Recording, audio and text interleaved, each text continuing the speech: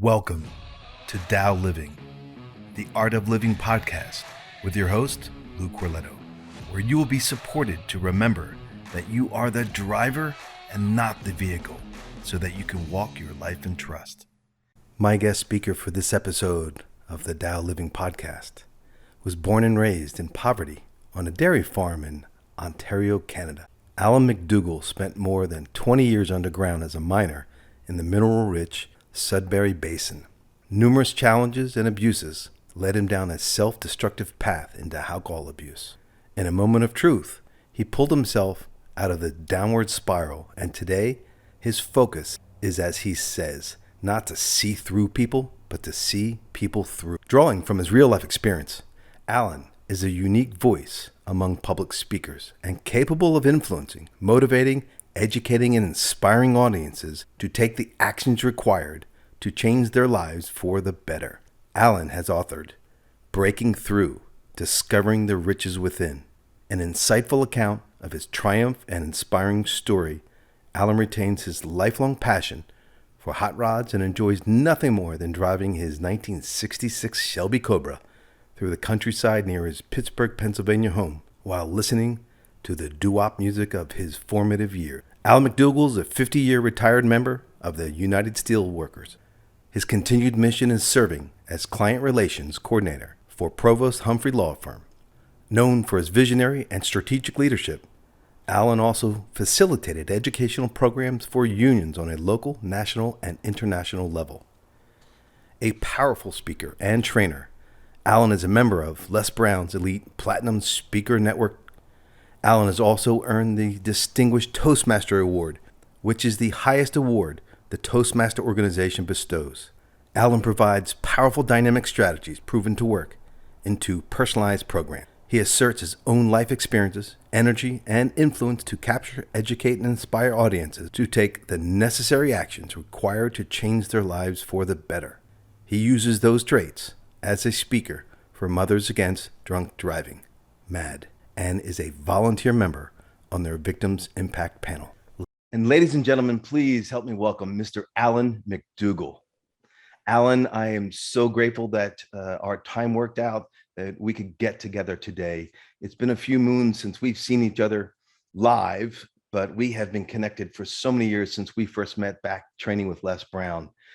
And a fair amount of my listening audience might not know of you yet, which they will in a second. And I know that they don't know your backstory. So I would love if you would start with that, because the man that they are hearing and seeing, this ultimate consummate professional who's been serving people around the globe for the last 50 plus years, didn't always start out that way. And I believe that the beginning, your sharing of your beginning, is going to serve all of us. So if you wouldn't mind, sir, let's start from there, and we'll dance accordingly. Absolutely. I'm sitting here in my office in Beaumont, Texas, and I'm just so grateful, I guess is the word, that I had the opportunity to be with you, Lou, and to reconnect from all these years. And you're absolutely right. The person that they're hearing today, and my own self hearing myself sometimes, is a surprise. Where I was coming up 35 years ago in 1987, where I was living in ditches, sleeping in ditches. And this is the funny part. I was looking down on the world, living in ditches. And I thought I knew all the answers. And as my sponsor in Alcoholic Anonymous, I'm getting ahead of myself for a few minutes, but he said, I asked him one time, I said, would you let me speak at a meeting, at an AA meeting? And he said, what do you have to offer anybody? He said, you have nothing to offer anybody. He said, your best thinking got you sleeping in a $20 a week flop house. He said, you go to meetings for 1 year with me. You don't open your mouth, you open your ears. And he said, maybe I'll let you speak when you learn something. So backing up before that, I met Jim, and it's all in my book, Breaking Through, Discovering the Riches Within. I was a miner. I was a hard rock miner underground. I got hired on April Fool's Day 1970 as a kid out of high school. and I worked most of my life 4,000 feet underground. But I have to tell you, the 20 plus years I worked underground at 4,000 feet where you couldn't see your hand in front of you if you shut your light on your helmet was not nearly as dark as where the world of addiction took me in 1987. And the premise of the book is I mined hard rock. I was a hard rock miner, very proud of that. I made tremendous money. I mined nickel, copper, gold, platinum, 14 precious minerals. And I spent most of my life 4,000 feet underground. When I got sober on June the 3rd of 87 and had my last drink, the toughest part that I had to do was mine the 18 inches from my head to my heart. The most difficult mining I ever had to do, but the most rewarding. The valuables and the jewels that I have found within myself at that 18-inch level seemed endless. And I'm not saying that to impress anybody, but to impress upon everyone. If I have them, everyone has them. But backing up to June the 3rd, I had three choices that day. I could either go buy a gun and commit suicide and end the pain I was living in quickly. I could continue drinking and end up in a mental institution or in jail, some sort of confinement for my protection or for protection of others, or quit drinking, which Lou, I have to tell you, Lou, I detested, and that's a strong word. I detested people that didn't drink. I detested people that were happy. I detested people that were educated and were successful. And here today, I am every one of those, thanks to other people in my life, and I don't hate me.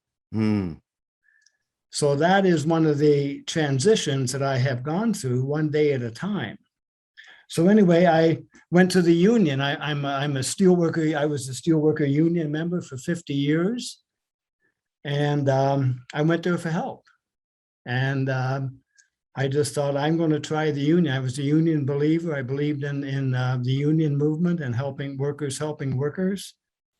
I went in there and on June the 3rd, and I said, I've been told I may have a bit of a drinking concern. Everything was minimized. And I went to my first AA meeting.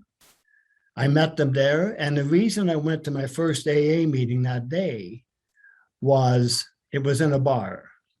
And the bar in Sudbury, Ontario, had a restaurant that every Wednesday they closed the restaurant, the bar to the public, and they had an Alcoholic Anonymous meeting in the restaurant.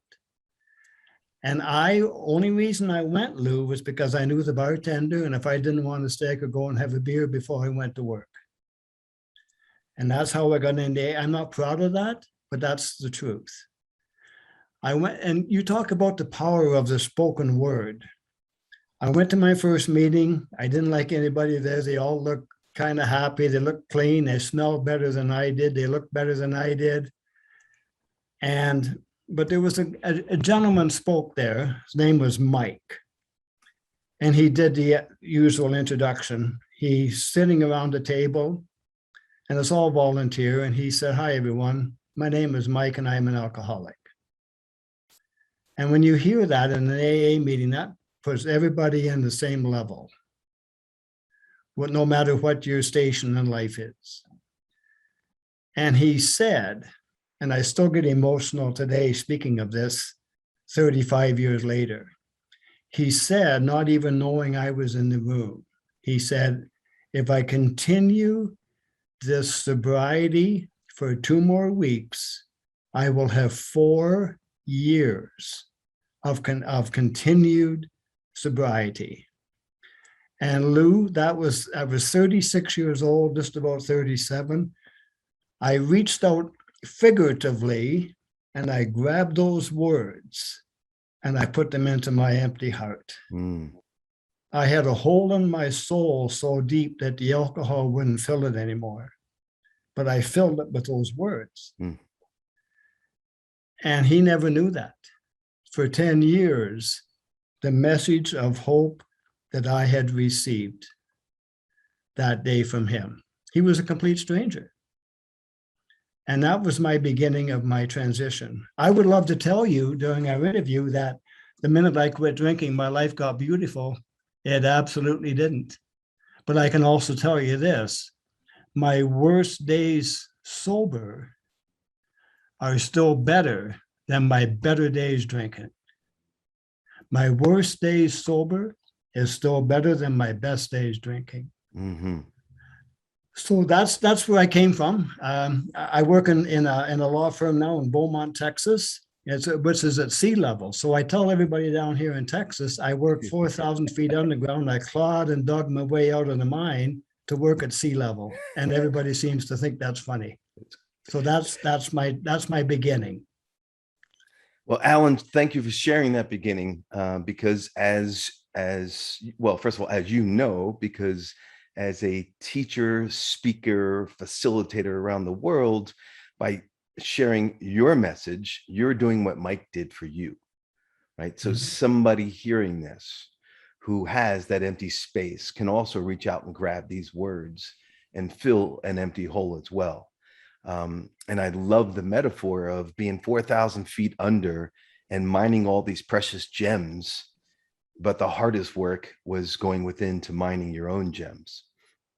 I'd say that's true for each and every one of us, no matter where we're at on the spectrum of our dance in life. If you haven't been knocked down that hard, where looking down is looking up, some people are still just going through life and they haven't taken the time to mine those gems to discover who they be. It reminds me of one of my favorite quotes from Benjamin Disraeli, right? The greatest good we can do for another is not just share our gifts, but to reveal to him or her their own, right? And absolutely. Yeah. So what skill sets and strategies? Because I also know, and ladies and gentlemen, at the end of the episode, not only I'll share Allan's contact information, but it will be hyperlinks in the bottom of in the show notes under this episode, so you can reach out to him. Not so you can reach out to him. I implore you to reach out to him, because Allan has so many different skill sets and expertise. His one book he told you about, but there's a second one in writing, which I'll ask him, a second one in process. I'll ask him about that in a moment. He also has some beautiful CDs, and he also has live courses and online courses, and the courses specifically around his forte, which is learning how to speak, how to show up with confidence and competence, so you can stop hiding, right? So before we get that far down the road, what are the tools that you would, strategies, right, that you can offer the listening audience to start beginning to mine our personal gems? Well, thank you, Lou. And this is great. This is really great for me because it makes me reflect back to what's real in my world. And it makes me talk about simplicity is profound. It's a paradox, I think. So I asked Jim, my sponsor, who was 5'2". He was a financial planner. I was 6'2". I was a hard rock miner. He had 20 years age on me, but I'll tell you, he scared the heck out of me. He used to, because you know why? Because he had what I wanted. Mm-hmm. He had what I wanted, and I had to go to him to find out how to get it. So I kept asking those questions. How am I going to stay sober? How am I going to fulfill my family's obligations because I was going through a divorce? How am I going to learn to speak in public? I had a terrible speech impediment when I was drinking, and in my youth, I used to talk like Mel Tillis, a country singer, and I sure as hell can't sing. So please don't ask me to sing on this here. But so I kept saying, how I want to be a speaker. I want to change my life. And finally he said, Al, sit down and write one word on a piece of paper. He said, are you smart enough to do that? I said, I hope so. Because he really taught me humility, because I had such a big ego. And he said, write down the word how. So I did. And he said, the H stands for honesty. He said, write that down, because he said, you're going to probably forget it. And he said, the O is for open-minded. Never forget, McDougall, he called me, where your best thinking got you. And he said, the W is for the willingness to try on a daily basis. And that is the so simple. I didn't think it would work, but it was the honesty to say, what do I want to do with my life? How am I going to get there? If you invert those words, you can write the word who will be successful. It's going to be the same. The W is for the willingness. The H is for the honesty to ask for help from people that know what they're doing and to emulate them. And then the H is for the honesty, the O is for openness, and the W is for willing. So you can go who or how. And that sounds so simple, Lou, but that was my beginning. That was my beginning, because I didn't know who I was. That was my biggest question when I got sober, was who is Allan McDougall? Well, people, even if folks listening, if you haven't experienced any forms of addiction, I trust it's your experience too, Allan, from speaking and teaching and facilitating.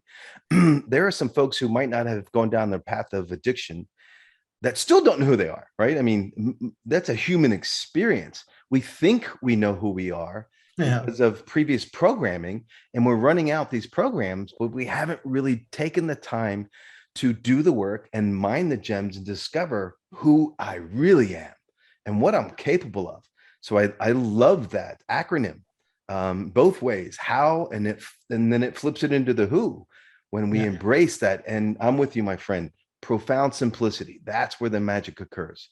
I've spent a large part of my professional life. I coined a term called simplexity. Instead of, right, because I've in the past definitely would complicate things. And then it was great. How can I take potentially complex situations or even thoughts and simplify them? Because that's where the magic happens. And to drop back into honesty, open-mindedness, and willingness. Profound traits that if somebody's listening, you might, okay, great, whatever. But at what level are you putting them into action? At what level of honesty am I willing, back to willingness, right? At what level of honesty am I willing to get within myself? At what level of open-mindedness to sit down and be humble, right? I don't, no matter how smart I might think I am, I know that I don't know. So how to open up to those around me to show me what I need. I don't even know that I don't know. Right. And then that place of willingness. What am I willing to do to put myself into potentially uncomfortable positions to grow? Yeah. One of the tools that I found that worked the most for me, and this is only me talking, the work for me was when I was sober about 4 years, I wanted to tell my father, we didn't come from a very demonstrative family. I didn't hear I love you or you can do anything you want to be. It was different. And I'm so grateful for my parents today for treating us that way, because it made me who I am today. And so I'm very grateful. It took a long time to get there. But I wanted to tell my father how much I loved him as a little boy. So the counselor I went to, she said, you write your dad letters. He was still living. You write your dad letters, but you print them. Because you see, what she told me was this, and I passed this information on to so many people, and I got so many emails back saying that to thank me. And it's not thanking me, it's thanking the counselor that told me. But to see, my brain is moving at the speed of light. My emotions are moving at, now you're too young for this, but my emotions are moving at the speed of an 8-track. 8-track was the only musical instrument that stopped in the middle of a song to change channels. I still have some, sir. I'm not that young. I actually still have, I kept some for sure. That was in my first car. 67 Volkswagen. I had an 8-track player. There you go. Well, so she told me, she said, you can't speed up the 8-track. And this is going back to the 18 inches of the mine shaft. But you can slow down your mind to match your emotions. She said, you print the letters to your father like you were in grade 2 with your less dominant hand. So I painstakingly, because I don't do any typing either. That's an old word, but I don't do any word, because if I did word, I'd be thinking about the end of the paragraph and I wouldn't be getting in touch with my emotions. So one of the ways to find out who I was to do an inventory with the same principle. Painstakingly talk about all my attributes, and I only had 1 or 2 at that time, I thought, and all of my character defects, which everybody told me what ones I had. But I got in touch with my emotions, and I cried a lot and I laughed a lot. So I sent those letters to my father, and he wrote me back in the 69, 70-year-old shaky handwriting. And this went on for about 1.5 years. And then one day I got a phone call from a nurse that I used to I had a crush on in high school, but Lou, I have to tell you, thank God she didn't pick up on it, because I would have spoiled her life too. But she left me a voicemail, and she said, Allan, if you want to see your father, you better get home tonight. And I did. And he passed away when I was holding, he had major strokes, and he passed over. He crossed over holding my finger and thumb. But the point of the letters is they were on the bed, tied up in a blue ribbon. He thought enough of those letters to bring them to where he wasn't leaving physically. So I never forgot them. I have them here in my desk in Texas, that to slow down your brain to match your emotions. And I'm sure most people listening to this have heard of Shrek. Shrek talks about the onion. And every time you talk about something, or every time you write about it, it takes away a layer of the onion. And when I'm doing my public speaking seminars or my motivational, I've been called a motivational speaker. I like to think of myself as an inspirational speaker. An inspirational speaker, in my definition, changes their thinking, changes people's thinking to have them try something. The motivation is to carry them through. So I talk a lot about that. And when I do speak of my father passing on January the 8th, 1994, I catch myself losing my composure. But every time I speak of it, it's not as intense, but it's still there. So when I do my seminars, I speak from here. The journey of public speaking in my life is not where to stand on the stage. It is to go from your head to your heart and then back up again. So that's a long answer, Lou, but that's where I got my start, was the how and the printing and the writing and trying to determine who I was at the age of 36. Because believe me, all my friends had told me who I was and what I was. And some people even bet money that I would never stay sober. And here I am today. So thank you, Allan. And ladies and gentlemen listening, that gift that the counselor gave Allan, that he put into play, which is to write with a non-dominant hand. What a beautiful gift. And for those who have not attempted that, it's challenging because we're used to functioning at a certain capacity. And yet that capacity allows us to, what Allan was referring to, is to stay up in the mind and bypass the feelings. So we can just write, because you know how to do it. When you start with your non-dominant hand, it's a struggle because you're not used to using that. So even practical neurologically writing, and it slows you down once you get past, or at least in my experience, the beginning stages of frustration of doing just the task, how it sinks you into the feelings. And what a beautiful gift. So don't bypass that. Put that into action. Allan, when you were sharing that, it popped a friend of ours and a colleague of ours, Dan Smith, into my mind.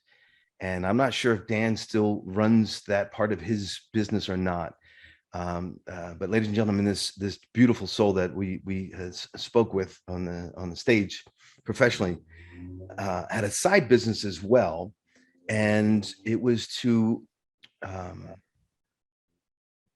go to your loved ones, especially if they were getting older or if they looked like they were going to be making their transition.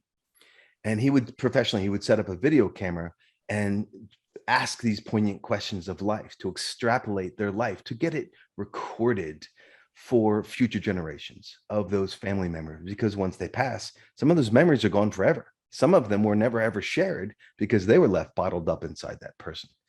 And as you said, that your family wasn't that demonstrative, and I'm one of 9 kids, and I knew, especially my father, I knew they loved me, but I never heard the words. So the actions were there, it was clear, but not the words. And when he was making his transition, that was one of the things that I was so proud that I was able to step into a position. And I reached into his ears while I reached and spoke into his ears while I was holding his hand when he was in his bed taking his last breaths, and said, "Look, Dad, this is your opportunity." He had a couple of my sisters were standing there, supporting him and loving him through the process. I'm like, they know it, but they need to hear it. And it was the last words he said. His jaw trembled, and it took up every last bit of energy in him to fight through the resistance, not to say it and to say it. But then it really was, after he said that, they hit the floor crying. And then it wasn't long after that he took that last breath and exhaled and made his transition. And so thank you for bringing that memory back into me right now. But that visual about Allan. So I guess what I'm bringing out is, for the listening audience, is who in your life would a connection like this begin your healing process to your next level, to remove some of the pain that you're carrying, to remove some of the distance that you have in relationships, and heal. You might want to sit with that and let that person bubble up into your awareness, and do whatever you feel is appropriate to take those action steps. May I say something here? Please, my friend. I'm so blessed. In the last 15 years, since 2005, I was asked to move to the United States to work at the international office for the United Steelworkers in Pittsburgh. So I moved down, and I was given the responsibility of building what they called an emergency response team program. And what it was primarily was, whenever someone was killed on the job or critically injured, it was 2 of us doing it at that time. 2 of us would go out and visit the family the same day or the next day. And then we built a program with a lot of union help and a lot of God's help, but God as I understand him. We now have 64 people, and Dan Smith is now one of them. Oh, wow. And they go and they do follow up with the family for a year. But the reason I'm bringing this up now is because we have a fatality in our union every 5 days and a critical injury every 7. And that's what my next book is coming out on: lessons I learned sitting across the table from these distraught families. What's important in life? And one of the first 5 sentences that they tell me when I sit down: I wish I had one more day. I wish I had one more conversation. I hope they knew that I loved them. And that just solidifies what you and I are saying. Is when we say it now, when my father passed, as sad as it was, in that hospital room, there was nothing left to say. Because he wrote his feelings, I wrote my feelings, and it was done. And that's what I've learned from this program. Is I was in a situation where a woman lost her husband, and I was there in the afternoon of the same day when she got word. And she said, I went to her home, and I went with a local union representative. And here I am, a representative of a union with over 1 million members. there to comfort her in some small way on behalf of the union and to make sure she's being treated fairly by the corporation and everybody. And she's there trying to make coffee and tea for me and give cookies to me. Like, wow. Like, anyway, she came over to me and she said, Mr. McDougall, I feel so blessed today. And that shook me because it wasn't 12 hours since she got the word about her husband. And I said, Mrs. So-and-so, how can you, may I ask to help me with that? She said, well, it was our second marriages, both. She said, I have to tell you, Mr. McDougall, by that time I had her call me Al. But anyway, she said, blended families always aren't blended. And then she said, we had two homes. We didn't know whether to sell his or sell mine or build or whatever. So we worked through that. And then we had home renovations going on, which, as they say, the statistics say is the number one cause of divorce today. And she said he worked shift work. And she said, we had some tough conversations and a lot of arguments. But she said, the night he worked night shift, she said, before he went to work at 10 o'clock at night, he said, let's go out for dinner. Let's go to an early movie. And she said, when I dropped him off at the plant gate, he reached over and said, I love you. He said, those three words, and I get emotional saying that today because it's so meaningful. He said, I love you. And she said, for that, Allan, I am so grateful. I wanted to get that message out. That's beautiful because especially in the situation you had been in for decades and in the role that you took over in that position. I can only guess you've heard that from family members where that wasn't the last word said. It might have been an argument. It might have been the spouse left and they were scrapping about something that was really unimportant, but in the moment seemed important. And that was the last words they said to each other. Yeah, right? Exactly. Yeah. And so I could see her gratitude for, wow, the things that were said last were, I love you. Wow. Yeah. Allan, so first of all, put me on the list as a pre-order for the book. Okay. For sure. And I say that sincerely, one, because I love your work. And two, it reminds me, and the listeners I've shared with on the podcast before, there's a beautiful book written. I'm sure you're aware of it and read it as well. There's a woman from Australia, Bonnie Ware, and she was a hospice nurse. And the title of her book was The 5 Regrets of the Dying. And as she spent time with people and they were making their transition, she kept hearing these consistent phrases that would pop as people were making their transitions, hence the title of the book, The Top 5 Regrets of the Dying. Regrets. And number one across the border was, I wished I would have lived a life true to myself, not one expected of me by others. Right? Yeah. And so that's part of this conversation, which is, ladies and gentlemen, which is until you do the work and mine the gems, going back to the top of the conversation that Allan started with, until we mine those gems, we're not living our authentic life because we haven't discovered who we are yet and what's in there to be expressed. So please, listen to Allan's wisdom from all of these years in these different roles that he's supported people in. And just that one sentence, I wished I would have, every single person making their transition that she served, I wished I would have lived a life true to myself. So that's the last thing that any of us want during our transition, is the feeling of regret. And the only way out of that is to live full out. I go back, that is so correct. I go back to Les Brown. I'm not going to do him any justice with trying to replicate one of his stories, but it's the importance of the story in my mind, not the delivery of it. And you may have remembered this, he talks about the ghosts around the bed. There was an old man passing and he was taking his last breath and he was so feeble and his eyes were veiled. And he was sad because there was no one there during the transition to say goodbye to him or to be with him. And his heart was feeble and his mind was feeble. And he had resigned to the fact that he was going to die alone. And then he saw through his veiled eyes the door opening and shadows coming in, but he couldn't see well enough. He said, oh, it must be my friends from work. It must be my brothers, must be my sister. Somebody, and his heart, as feeble as it was, Lou, jumped for joy that someone had come to be with him to say goodbye. And as they walked over, he took all the strength that he could muster to lift his hand, to put them on the shoulder. And the shadow reached out with his hand and slapped his hand back on the shoulder. And the feeble man was astounded.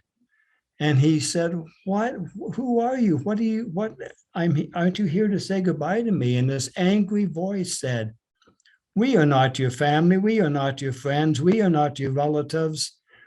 We are who was born with you, your potential, your talents, your wisdom, all you gifts that you brought into this world. And not once in your 80 years of life did you ever get to meet us. We have not come to say goodbye to you. We have come to die with you. The richest real estate in the world, in my reality, is the cemetery, because a lot of people bury a lot of stuff and they never knew they had. All the dreams and possibilities and greatness went with them. Yeah, exactly. That's my motivation. 100%. So on this track then, Allan, what next level tools and strategies can you offer the listening audience to, again, ensure the fact that that's not their outcome, right? Ladies and gentlemen, so if we do nothing different, that is our outcome. You might have your shadows show up and say, we're here to die with you because we didn't get expressed. Or you have that deep regret that, my life's up and I wished I would have lived a life true to myself. And not from a place of arrogance, from a place of full living, your potential, your gifts, not a version of your life that someone else told you were supposed to live. So in that vein, Allan, what do you recommend to make sure that people we get to take that off the table, that's not something that's going to show up when you are about to make your transition? You get to leave in peace with no regrets. Well, I go back to my simplicity because whoever's in charge of this universe and the people that know me know that I cannot handle anything that is too complicated, even today. So I go back to the simple. And let's just say I use my book. I'll use my book as an example about how I wrote my book. I don't know how to use Word. I don't know how to write a book. I don't have any skills in that. But what I did was I can talk. So I went to Radio Shack and I got tapes. And my goal was, this is my goal. And this is what my goal was, to find out what's inside of me, to start the mining process for those gems and talents and everything that's born with me. I took 1 hour a day, Lou. And this is a very busy world. But if I can only speak for me, when I said to myself, Allan, if I can't take 60 minutes out of a day for me, why did I even bother getting sober? Why did I want to make a change in my life? So I took 60 minutes of the day, and some of them but I made a commitment that I would do that. I made a commitment that I would record 3 tapes a week from Radio Shack about my book, about my life. And I walked to the post office in Pittsburgh on a Friday afternoon, and some days, Lou, I was still recording. But I had made my commitment to my commitment. And I think the first step, this is only me, the first step that I had to do to learn Allan McDougall was, am I going to be true to my commitment? And then I started talking, writing, taping. I sent it to a woman who I never met in Baltimore. She gave it back an email. I sent it to a guy in California who I finally met. He edited the book. So it all came together. Once I was willing to make a commitment, one, to get sober, 2, to change my life. 3, to be a better person, not a bitter person, but a better person. I'm telling you, it's like magic. People come out of the woodwork to help me, total strangers. And I can't answer how that happens, but please believe me, it happens. Mm-hmm. If my intentions are to help other people, the betterment of other people. And that's why I wrote the book. I made a deal that I wrote the book 50% income, 50% impact. Mm. I had a lot of money invested in my book. Due to my commitment, I made it all back within less than a year. And I give so many books away now. I have such fun doing that.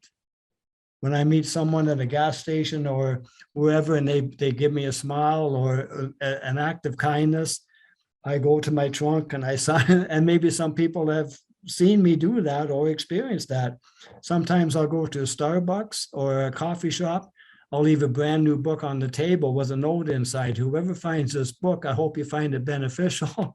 And it gives me a good feeling. It's beautiful. But I don't want to get off topic, but I'm just saying that's some of the benefits of discovering who you are. I never thought I was a writer. I never thought I could speak, but I made the commitment. I made the commitment to go to see Les Brown because I knew he could teach me what I needed to know. Maybe not gently. I went to Alcoholics Anonymous because I finally knew that they could save my life. Mm. I didn't like people that were sober, but I made the commitment. In my CD, I talk about that. In my CD I did in Chicago a few years ago with Julie, in here, Lessons on Living, I never knew how to do that, but I know what I can do. As I believe in me now, and I believe in help will come to me. And I put this CD together with a lot of help, and inside there's a workbook on there's 6 pages on how to get started to understand who you are and how to work with what you have. First of all, to discover what you have. Mm. So some of that's in the CD here as well. So if that answers your question, I don't want to sound like an infomercial, but I'm just saying that I thought so much of, I was so happy to discover that in me that I wanted to share that with others. Well, 100%, Alan. I don't hear this as an infomercial whatsoever. There's a difference between people selling their stuff just to promote product and people sharing content that's going to help other people's lives change, right? So I would have never invited you on as a guest speaker if I felt you come, and I know you don't. So you share right away, brother. And if you don't do it, I'm going to do it. And so what I'd like to slightly recap for the audience is the first piece when Alan was like, I don't know how to write this. I don't know how to write a book. I don't know how to work word or word processing or computer programs. So here's the beauty. That right there is what takes most people out, which is, I don't know how. And then we use that as an excuse to stop. Versus what Alan did was, I don't know how to write. I don't know how to type it, but I can speak, right? Yeah. So I'll grab a phone recorder. Now it's on your phone. You don't have to go to Radio Shack, right? I don't even know if they exist anymore. So a phone, right? We can, there's free software now. There's something called, and this is to the audience, right? There's something called Otter, OTTER, where you can get, I don't even like 2,000 minutes or something free of transcribing, meaning you can take this app on your phone or in your computer and just hit boom, record, and it records your voice and then it transcribes it for you. So meaning there's no excuse for your excuses.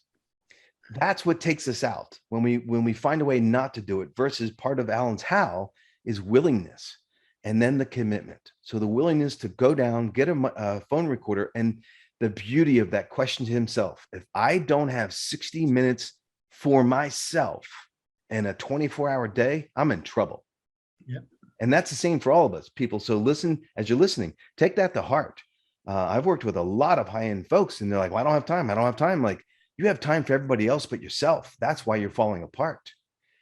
So a few days ago, I taught at one of my live events, and I had the folks in this event, and I've done this in the past, and I'm sure you've done it in some form or fashion yourself, Alan. And I had them pull out a piece of paper and like, okay, write down 10 things you love. Just rip it, right? Bah, bah, bah. And I get done. I'm like, great. Somebody share, and people would share and share. And 99.9% of the time, when after they're done sharing, I'm like, okay, cool. Now, who in the room has themselves on the list? And invariably, almost no one. And when I first went through that and somebody did it to me, I was the same. Until we start getting on the list, even if it's at the bottom of the list, but as long as you're on the list, then the game starts to change. But until you get on that list, we won't take the time. We won't commit to ourselves. We'll keep hiding behind the place of committing to others, which is a beautiful thing in service. But when you're never on the list, that service then starts to tear you apart because it's out of balance. And that's one of the things Allan teaches, right? How to show up in balanced. You know, it's my life is strange in some ways. You're talking about the book, it brings back a lot of memories. I went to a speaker training. I was finishing the book. I was halfway through the book, and I was speaking about, Les had me up to speak a 3-minute speech, and you're familiar with them. And I was speaking about Jim, my sponsor. It wasn't even about me. I was speaking about Jim trying to commit suicide and how that plan changed. And there was a woman in the audience come up to me after, and she said, I don't know who you are. I don't know where you live. But she said, if I were you, I would go back to your state and I would get in touch with Mothers Against Drunk Driving, and I would be a volunteer to speak with the victim impact panels, because you seem to have a gift and a lot of experience that may help people. So I go to the how thing, honest, open, and willing. So I drive back, I get back to Pittsburgh, I drive over to Harrisburg, the capital. I have an appointment with MAD. They put me on a Saturday morning speaking to people that don't want to be there because they've all got a DUI, and I can, but I'm only one drink away from that. I get up to speak and I bring my book. It wasn't even finished. I bring my manuscript and I want to read a paragraph to them out of the book, which I usually lose my composure about my last day drinking. And as I read it, I put the manuscript down and the book down, and a woman come over, one of our victim impact panels who had lost a son due to an impaired vehicle accident. And she said, is that your book? I said, yes, it's just the beginning. She said, may I read it? She said, I'll give it back to you next Saturday. I said, okay. So she brought it back next Saturday. Well, she called me and she said, I finished your book in 2 days. She said, that book belongs in Barnes and Noble. And I said, wow, what a wonderful compliment. No, she said, I'm serious. She said, I am one of the critiquers on the Barnes and Noble panel of judges that says yay or nay to a book. She said, if you want, when you get it all printed, your book is going to Barnes and Noble. So I didn't know anything, Lou, about anything, but I did as I was told. I listened to Les. I did a 3-minute speech about someone else that Les never met, Jim, my sponsor, drove to Harrisburg, my book's in Barnes and Noble. That's an example of taking that time to trust in a higher self and in yourself. And how life pays back. In ways that we can't comprehend, and sometimes in ways you couldn't create if you wanted to. These serendipitous moments. So, ladies and gentlemen, if you've listened to the Art of Living podcast at all, Tao living, right? It's the way. That's what that means. It's a philosophy, the way. So it's also an acronym. TAO is the art of living, and this is what Allan's describing, which is putting himself out there in the moment, and then what's the next step? Somebody says this, great, I follow this step. You should go speak here. He shows up and does. And then somebody in the audience now ends up getting his book put in Barnes and Noble. And these are the places. So other people, like when Allan beautifully shared, because been there, done that, when you might be, when I was, and when Allan was, and if you're listening, and if you are, when you hear those statements of successful moments from people's lives, if you're creating a story, like they're just lucky, or they have connections, you're making all these excuses about how you can't do it because you're hiding from your own pain, as I did, and as Allan has shared he has done. Yet when you stop attacking and being the villain of success of others, instead of saying, instead of trying to tear them down to make yourself taller, ask those questions back to how. The honesty and the open-mindedness and the willingness, what can I do to achieve that? How can I show up to let life work for me as well? Because life doesn't happen to us unless you're a victim. Life happens for us because you're a victor. The other thing I'm going to mention very quickly is I didn't have a Les Brown, and everyone there was always talking about a tagline. Remember that? We had to have a tagline. What's your tagline? I didn't know. When I heard that word, it reminded me as a little boy playing tag with kids in school, but that wasn't what Les Brown meant. He said you have to get a line that encapsulates you or moves you. So anyway, I'm in a, now I haven't told many people, so I'm telling this. I'm at a Chinese restaurant in a town called Cranberry, Pennsylvania. And I order lettuce wraps and I get a Chinese fortune cookie. I open it up and this is what's on my bookmark. And this came to me in a fortune cookie. It says, "It is never my intention to see through people, but to see people through." And I just grabbed that little piece of paper and I said, "Thank you. Thank you." And that's on my book. It's on my stationery. So that's the secret. And ladies and gentlemen, as you heard that in the intro when I was sharing Allan's bio, is that's one of the. It's not just a tagline for him. It's who he is and how he lives his life. He doesn't see through people. He sees people through. And so that's the beauty. It's a congruent expression of who this man is, as I know him both personally and professionally. And Allan, so just to honor the listening audience and their time, and to honor your time as well, sir. Sure. Let's coalesce into a couple last minute nuggets as well, to leave the listening audience before I give them your sign off and how they can get a hold of you as well. So Sure. In this place of mining, in this place of remembering that we're more than we're currently expressing, in this place of aligning ourselves with life, so life works for me, what are some other beautiful nuggets that you continuously share and teach in your classes and courses when you're speaking from the stage, that you can feed to me and to the listening audience, that we can apply in our lives and get us down this road more efficiently? Well, I guess it comes to mind. There are so many. It's hard to define one. However, I should get out of my mind and into my heart. And the one that comes out is when I was drinking and get myself into situations, I never got in trouble. I never got in trouble drinking. When I was drinking, I didn't get in trouble every time, but every time I got in trouble, I've been drinking. And I would have a prayer all ready for that. Say, "God, get me out of this mess. I'll never do this again." But I was saying the wrong prayer.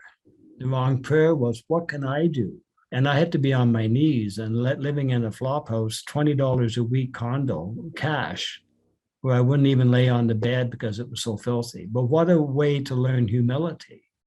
See, that reminds me, I guess, if I had to put all into one, to encapsulate one saying or one phrase, is humility plus honesty. I have this engraved on one of my 5-year medallions for sobriety. We get medallions every 5 years, not for staying sober, but for doing service to others during that 5-year time. So I guess the phrase that I would leave with the audience is humility plus honesty equals serenity. Mm. And the humility, if I had to break it down into a definition, is to be teachable. The humility to be teachable. See, I left my ego in detox. The definition in my world, again, is a simple one, but it works for me. Simplicity is so good to me. Ego is easing God out. And I left that I knew everything in my detox and in rehab, and I can back out. And life taught me humility, and that would be the three words that I would leave: humility and honesty is serenity. It's Because beautiful. when I was drinking, my hangovers were not altogether physical; they were mental as well. Because I couldn't remember the lies that I told people the night before, and that drove me crazy. I don't have to worry about that today. The freedom of living a life of integrity, Correct. right? It's because when we're just truthful and honest and integritous with our word, there's nothing to remember, because it's all clean and honest and upfront, versus the stories we might have been from whatever reason, shame and pain and all the other stuff that, if we carry it, wrecks our life, versus setting ourselves free. And that's the offering, ladies and gentlemen, is to set yourself free. But that requires work on your part, right? This is the mining of the gems. So thank you all for tuning in to Tao Living. I want to thank my guest, Mr. Allan McDougall. And you can reach Allan at Allan McDougall live, live.com. And I'll have the hyperlink in the show notes. That's AllanMcDougallLive.com. And there you'll be able to see all of his offerings, books, CDs, and live courses to attend, to keep learning from this man. And as you've heard during this entire episode, his authenticity, and as part of his tagline, right? He doesn't see through people, he sees people through. And he will do that for you as well. So Allan, I love and appreciate you, my friend. Thank you for what you've brought to my life. And I appreciate you taking time to be on the show to share with the listening audience. So thank you so much. Abundant We'll stay in blessings. touch. Thank you for tuning in to the Tao Living Podcast, The Art of Living. Now go to loucorletto.com, LOUCORLETO.com, to receive your free training, the operator's manual for your vehicle. See, when you buy a phone, you get a manual. When you buy a car, you get a manual. When you entered your body, no manual. Let me teach you how it's really designed to work. Also, help me help others and share this podcast far and wide. And subscribe so you don't miss a single episode. Until next time, abundant blessings.